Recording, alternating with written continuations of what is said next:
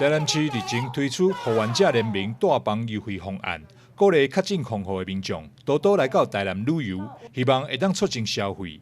尤其近来有愈来愈多民众支持甲病毒共存的声音，为伫东区新山路最天地海产餐厅特别推出餐厅版予患者联名方案，只要是较近康复来到最天地用餐，不管是餐点也或是饮料，全部拢是以9折来计算。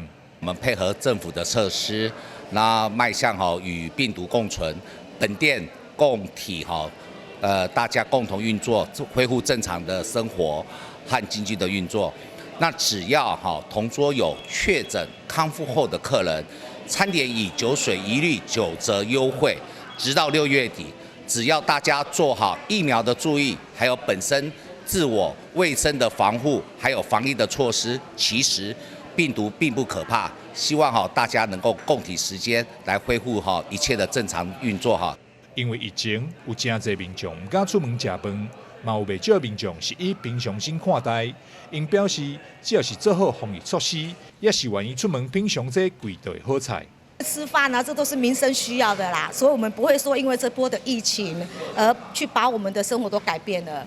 对，所以因为我们都是上班族，然后3餐都在外啊，对啊，所以我们还是选择说我们还是会来餐厅吃饭这样子。因为大家也是要吃饭的，要吃也是要吃啊，对不对？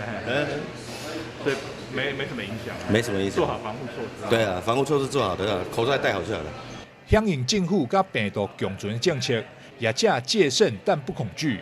最天地海产餐厅推出康复者联名优惠方案，只要是用餐的人客当中，有一位是确诊康复者，就会当享有9折优惠，活动直到6月底为止。台南新闻张硕维采访报道。